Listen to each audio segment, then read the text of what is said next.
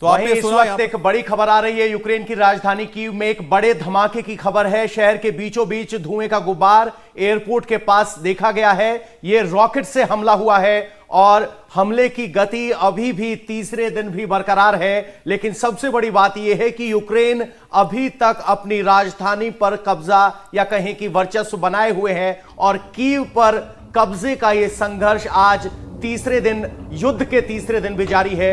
और आसमान में आप रॉकेट हमले से जो अटैक किया गया उसका धुआं देख सकते हैं। बिल्कुल धुएं का गुबार इन तस्वीरों में साफ तौर पर नजर आ रहा है। देखिए लगातार रशिया की तरफ से हमले किए जा रहे हैं, एक के बाद एक ताबड़तोड़, चाहे वो एयर अटैक की हम बात करें, चाहे लैंड इन्वेजन की बात करें, समुद्री रास्ते से भी हमने देखा किस तरह से जापानीज कार्गो शिप पर रशियन फ्लीट ने हमला किया। तो पूरी तरह से कोशिश यही है कि और अंदर जाएं, कीव पर अपना झंडा फहराएं और वहां पर भी अपना वर्चस्व दिखाएं। तो ये तस्वीरें आप देख रहे हैं, यहां पर एयर अटैक हुआ है और उसी अटैक की तस्वीरें आप देख रहे हैं।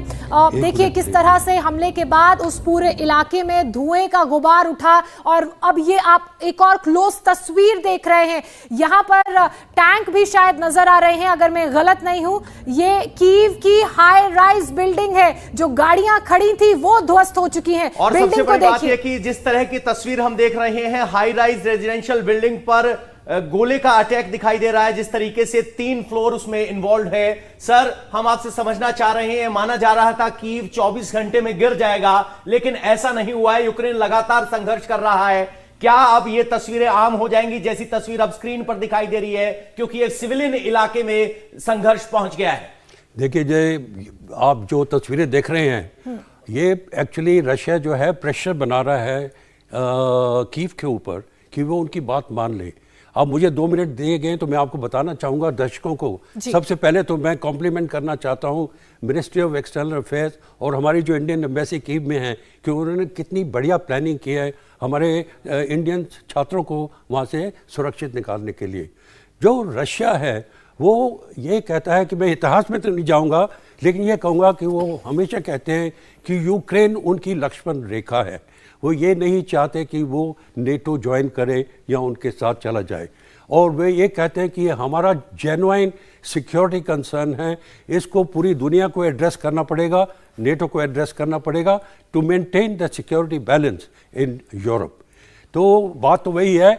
मुझे वो राज कपूर की बात फिल्म की एक याद आती है।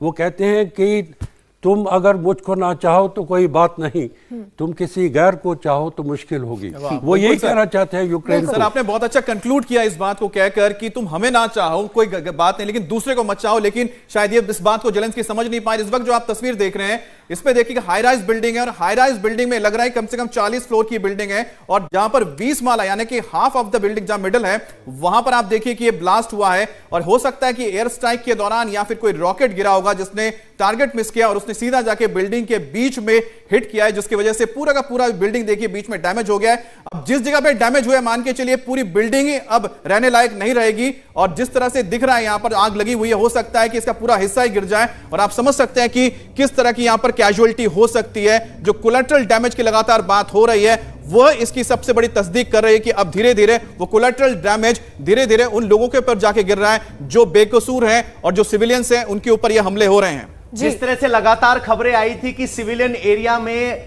एंटी एयरक्राफ्ट गन तैनात की गई हैं, हो सकता है कि यहां पर कोई इस तरह की एंटी एयरक्राफ्ट गन हो। और जिस तरीके से सिविलियन एरिया में इस कॉन्फ्लिक्ट को देखा गया है उसके बाद ऐसी तस्वीरों की आशंका एक्सपर्ट लगातार जता रहे हैं। और इस वक्त एक और यही तस्वीर आ रही है कि शहर के बीचों बीच रिहायशी हाई राइज बिल्डिंग में रॉकेट से हमला किया गया है और बिल्डिंग की 3 मंजिल टूटी हुई दिखाई दे रही है। अमित, जब बिल्कुल पवन, एक और नई तस्वीर सामने आई है। देखिए किस तरीके से सड़क पर सन्नाटा पसरा हुआ है। बिल्डिंग देखिए यहां पर भी हमला हुआ है। ये वही बिल्डिंग है जिसका हम लगातार अलग-अलग एंगल देख रहे हैं। ये भी संभव है कि मिसाइल से हमला हुआ हो, ये भी संभव है। पवन, जो बात आप कह रहे थे कि क्योंकि यहां पर एंटी मिसाइल गन्स तैनात की गई हैं तो शायद उस जो लड़ाई आसमान में हुई उसी के कोलैटरल डैमेज। ये कीव का जूलियन एरिया है जहां पर ये मल्टी जो हाई राइज बिल्डिंग है वो दिखाई दे रही है, एयरपोर्ट के बेहद करीब है और इसी एरिया पे ये लगातार यहाँ पे जो